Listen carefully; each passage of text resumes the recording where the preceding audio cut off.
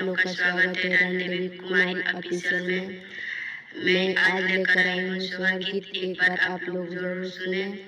अच्छा लगे तो लाइक कमेंट शेयर जरूर करें चैनल। निमिया के पता सासु दला दिहाली ढका नीमे चाउर दिहाली ये बहुआनी मानारा सोइया हो मनाइया तकुला परुआर खइहे हो ए बहुआनी मानारा सोइया हो बनाइया तकुला परुआर खइहे दलिया से नली बहुआ बतारी नलियावा रूसा बजियारी नली है दलिया से नली बहुआ बतारी नलियावा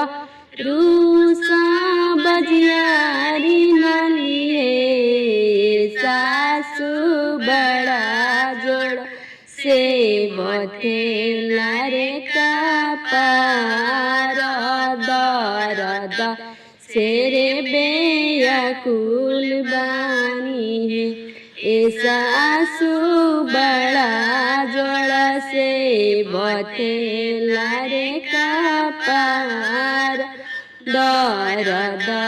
से रे बेयाकुल बानी है किया बहुआ हार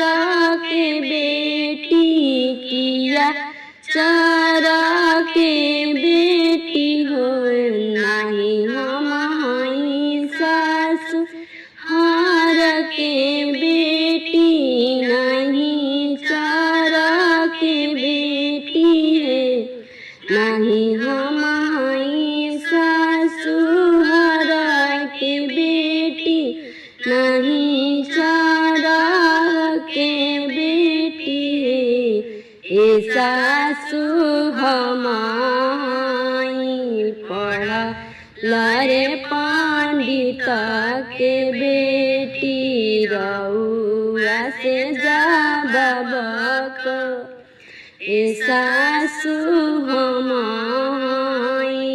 पढ़ा लारे पंडित के बेटी रउआ से जा बबक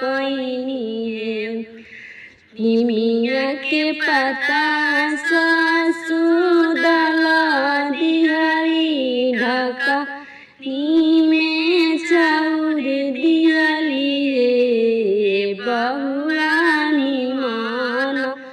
रसोइया हो बनाइया तकुला